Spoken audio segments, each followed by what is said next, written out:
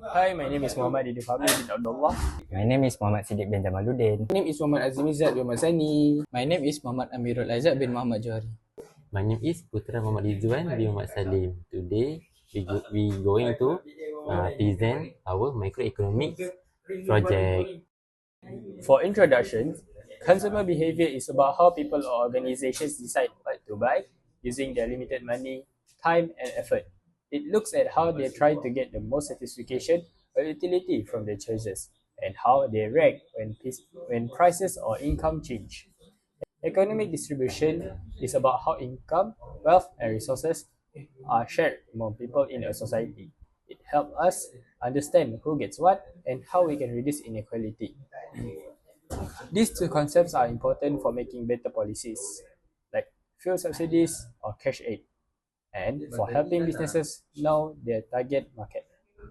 In our group project, we aim to study consumer behavior, economic distribution, and suggest some helpful policies. Consumer behavior is about how people decide what to buy with their limited income. The main goal is to get the most satisfaction, or what we call utility. There are two types.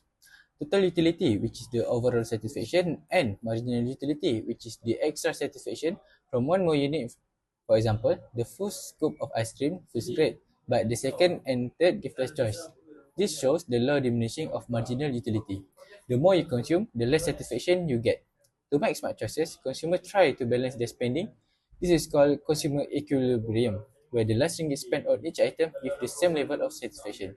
That is how people maximize their happiness with limited money. Next, I continue to the session 3. Session 3 discuss the theory of economic distribution.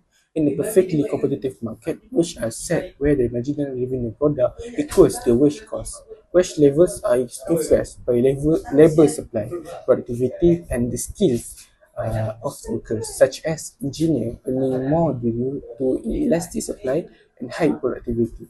The reward include rent, which in Ricardo theory comes from fertile land, while model theory views rent as extra income from any scarce resources. Normal profit is the minimum needed to keep a business running, while economic profit is the income beyond all the costs. Interest plays a key role as the cost growing and the return on investment help allocate capital efficiently in the economy. So that's all from my part. Thank you. For policy recommendation, government policies and economic strategy, China has increased education spending to 4% of GDP, remove school fees for low-income families. This helps more for students access higher education and better jobs. Enhancing wage fairness and regulate rent and optimize profit distribution. Wage fairness, China has raises minimum wage every 2 years and protects workers with strict laws. Regulate rent has increased capped at 5% yearly. Profit distribution, a 10% tax credit from 2025 until 2028, encouraging foreign investors to reinvest profits. To conclude, emphasize that consumer behavior is influenced by market supply and demand, wages, rent, and profits. The Chinese government's policy demonstrate their commitment to improving consumer welfare and economic distribution. In the future, policy improvement will further enhance resource use and economic balance, leading to more stable and development. Therefore,